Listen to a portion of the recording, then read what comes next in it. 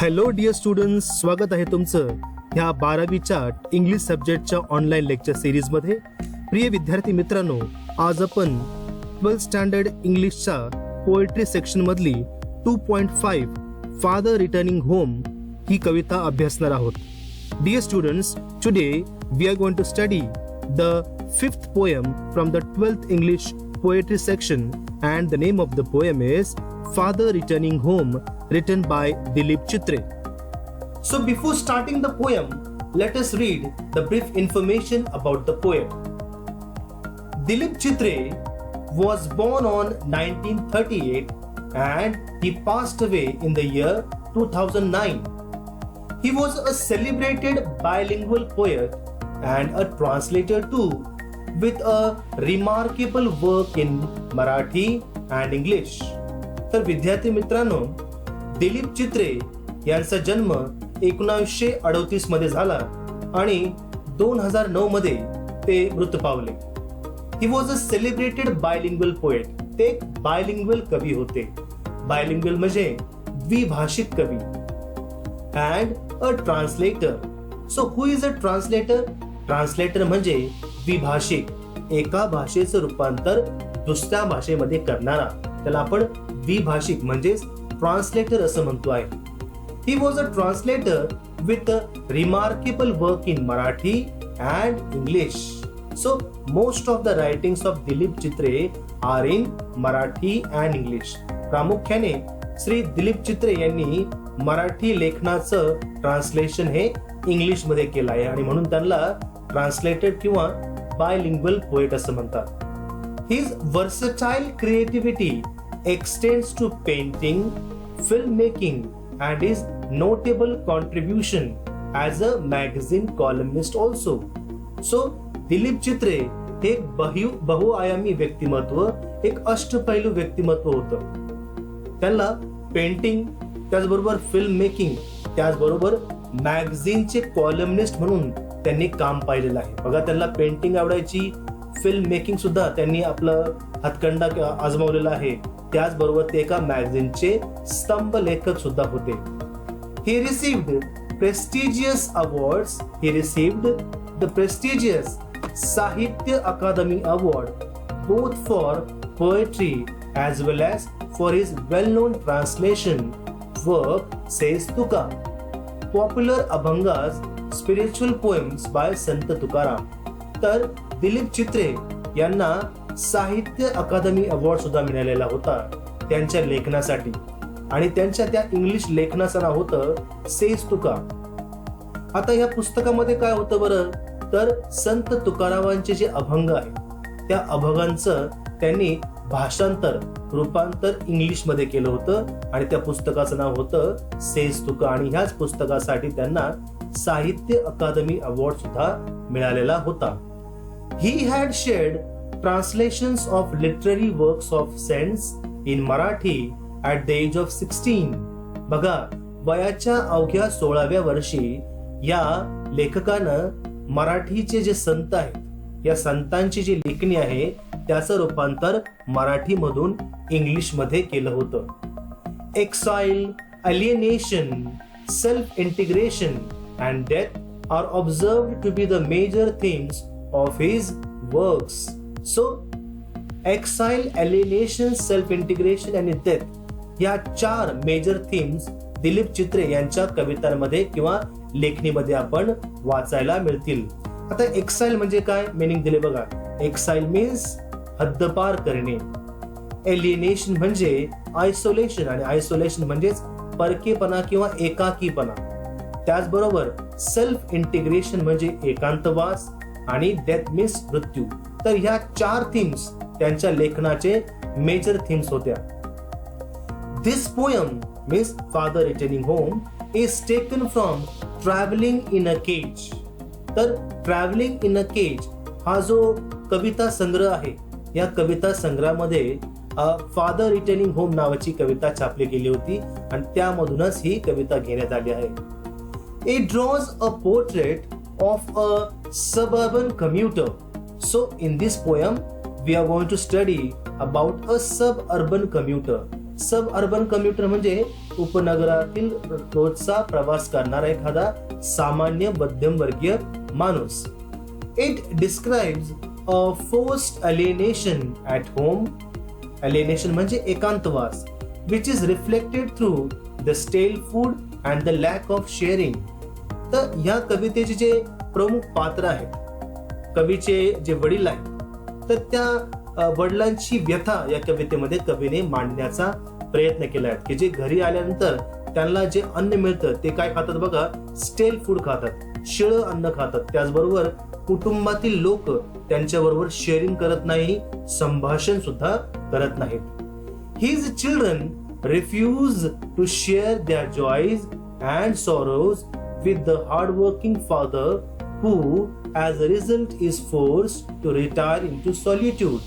तर हा जो बाप आहे या कवितेमधला आपला जो प्रमुख पात्र आहे, हा मुलांसाठी अपार पराकष्ट करतो आहे, थकतो आहे, कामाला जातो आहे, मात्र या घरातील मुलं त्यांच्याशी बोलायला तयार नसतात. This very painful loneliness is a symbol of man's isolation from the materialistic man-made world. So in this poem we are going to study the real condition of a lonely man in this materialistic world. So this poem in all has a monotonous touch. Monotonous म्हणजे या कवितेमध्ये आपल्याला एक नीरस किंवा एक कंटाळवाणेपणा, एक loneliness एका बापाचा तो आपल्याला अभ्यासायला मिळणार आहे. So without wasting time, let us begin the poem. So before beginning the poem, dear students, माझ्या वाचनामध्ये एक मराठीमध्ये कविता आली होती आणि एक कवितेचं नाव आहे बाप. तर बाप म्हणून एक अतिशय सुंदर कविता आहे. त्याचे कवी कोण आहेत ते मला माहिती नाही. कदाचित तुम्ही सुद्धा ही कविता ऐकली असेल आणि जर नसेल ऐकली तर जरूर वाचा. हा माझा काही आदेश किंवा नम्रतेची विनंती नाही, तर तुमच्या बाबांसाठी प्लीज प्लीज प्लीज ही कविता वाचा. कवितेचं नाव आहे बाप. मी वाचायला सुरुवात करतोय. बाप स्वाभिमानी बाना, बाप कणखर कणा. पहिली ओळ बघा की बाप स्वाभिमानी बाना, बाप कणखर कणा, त्याच्या काळजात सुद्धा लाजालूची संवेदना. म्हणजे बाप सुद्धा थोडासा कणखर वाटत असला, कडक वाटत असला तरी त्याला सुद्धा संवेदना असतात बरं का. त्याची पहाडाची छाती, त्याचे हृदय गुलाब. बघा विरोधाभास आहे. त्याची पहाडाची छाती, त्याचे हृदय गुलाब, त्याच्या घामाच्या थेंबाना हिऱ्या मोत्याचा रुबाब. बाप तलवार ढाल, बाप पेटती मशाल. बाप तलवार ढाल, बाप पेटती मशाल, बाप जागतो म्हणून घर झोपते खुशाल. वा, सुंदरशी ही ओळ आहे. बाप घराचा तो पाया, आई कळस त्यावर. बाप जर घराचा पाया आहे तर आई त्या घराचा कळस असते. बाप घराचा तो पाया, आई कळस त्यावर, जेव्हा खचतो ना पाया तेव्हा कोसळते घर. सुंदरशी ही ओळ आपण वाचत आहोत.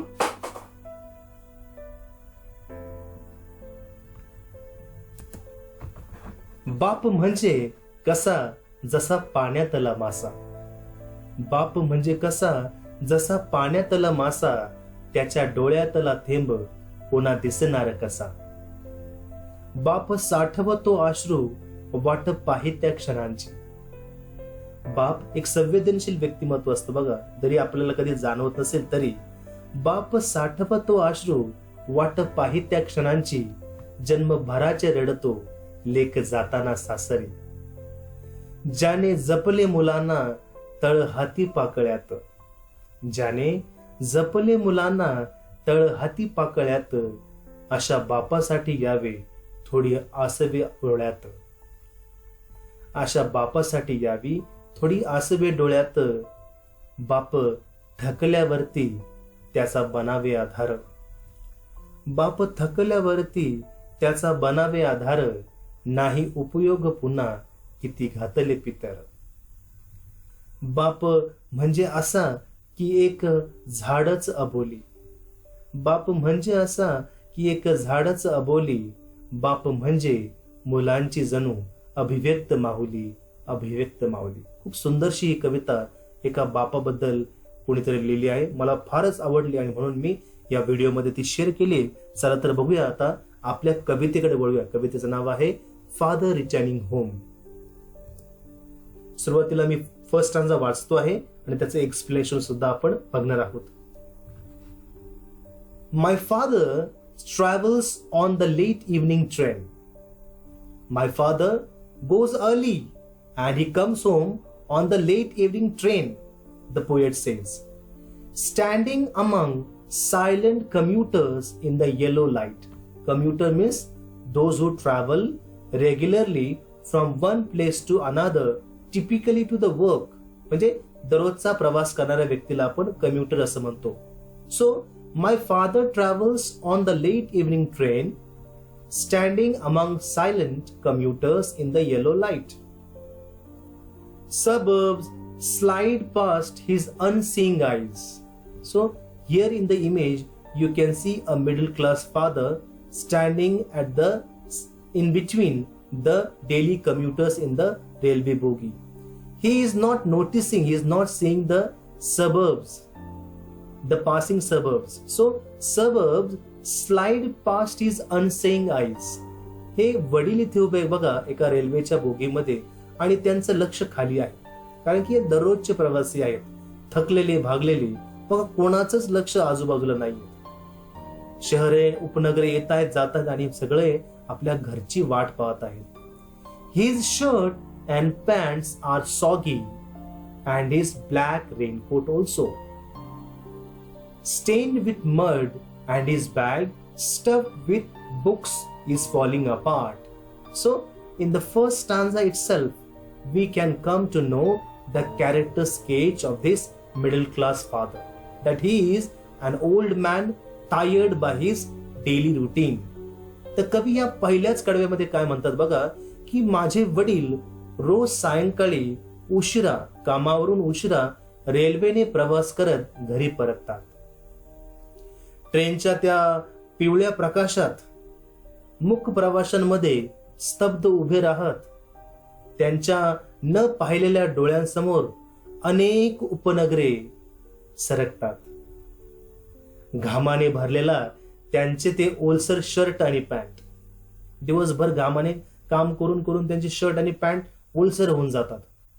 चिखलाने दागलेला काळ्या रंगाचा त्यांचा रेनकोट आणि कोंबलेल्या पुस्तकांमुळे फाटायला आलेली त्यांची ती जुनी बॅग, असा त्यांचा पेहराव लेखकाला दिसतो आहे.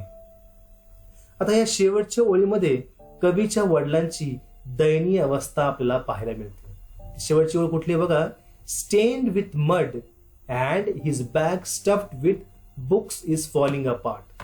एखादा तरुण ज्यावेळेस कामाला जातो तो अतिशय टापटीप असतो बघा. कालांतराने तो थकतो, मग वृद्ध होतो, मग काहीशी अवस्था ह्या पित्यासारखी होते. ही त्यांचे कपडे कसे आहेत, मळकटलेले आहेत, घामाळलेले आहेत. त्यांची पॅन्ट, त्यांचे शर्ट, त्यांचा रेनकोट, त्यांची बॅग, सर्व काही अस्वच्छ. तर पहिल्याच स्टांजामध्ये कवीने आपल्या वडिलांबद्दल ही माहिती दिलेली आहे. His eyes dimmed by age. So what will be the eyesight of an old man? Obviously it will be dim. So his eyes dimmed by age fade homeward through the humid monsoon night. Now I can see him getting off the train like a word dropped from a long sentence. So all in all, again in the second stanza also, the poet is trying to highlight the old age of his father, that his old age father is coming home but is very tired, he is very silent. तर वयामुळे अंधुक झालेले त्यांचे डोळे, असं कवी आपल्या वडिलांचं वर्णन करतो आहे की वयामुळे अंधुक झालेले त्यांचे डोळे आर्द्र पावसाळ्याच्या रात्री घरची वाट शोधत असतात.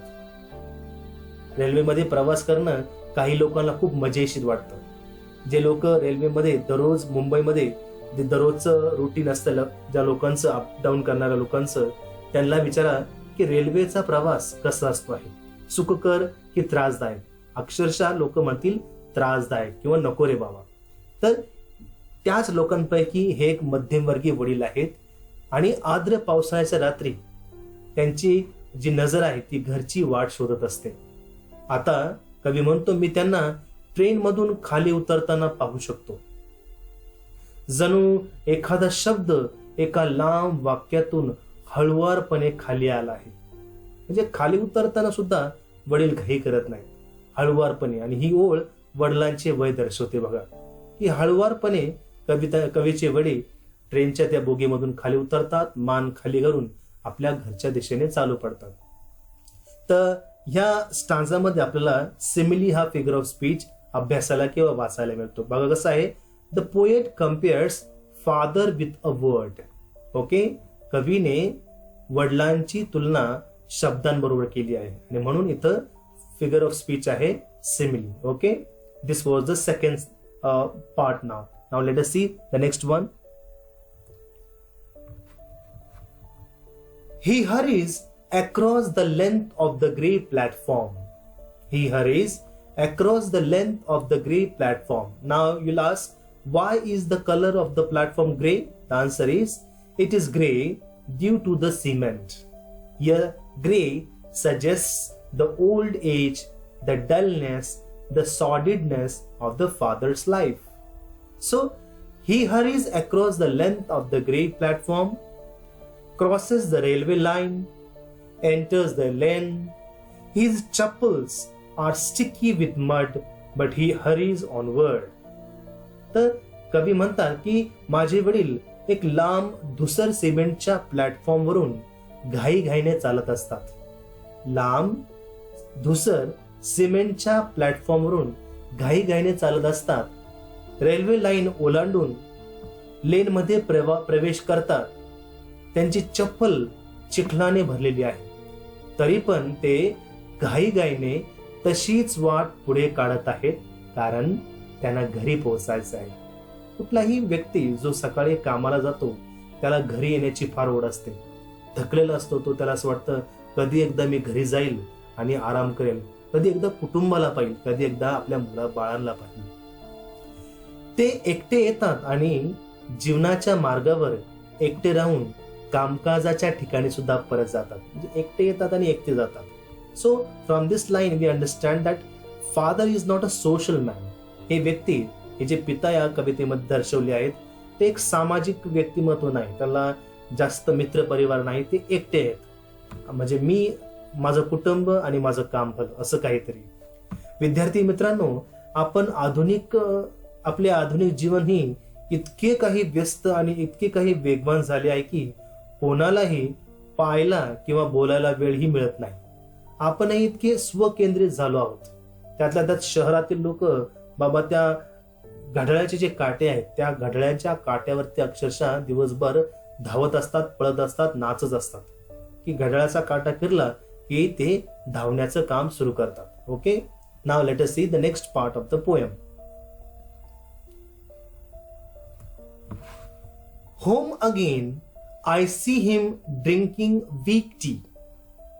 Home again, when the father comes home, the poet says, I see him drinking weak tea, eating a stale chapati, reading a book. So this is the daily routine of the father. When he comes home, he drinks a weak tea, eats the chapati and reads a book. He goes into the toilet to contemplate. Contemplate means to think. Contemplate म्हणजे चिंतन करणे किंवा खोल विचार करणे, मनन करणे. बघा, toilet is not the place to think a lot, you know, but his father who is a age old man, he goes in the toilet to express his feeling, inner feeling. Man's entrenchment from a man-made world. Coming out, he trembles at the sink. So when the father comes out from the toilet and he goes in front of the wash basin, his hands tremble because of the age. the cold water running over his brown hands. So as the water is very cold, the hands of the father shiver because of his old age. A few droplets cling to the graying hairs of his wrist. So from this line we understand clearly that the father is an age-old man. So पुन्हा घरी कवी म्हणतात की मी त्यांना तोच पांचट चहा पिताना पाहतो. शेळी चपाती खाऊन ते पुस्तक वाचायला घेतात. घरी कुणी त्यांची फारशी विचारपूस करत नाही की कुटुंबीय त्यांचे प्रेमानं स्वागत सुद्धा करत नाही.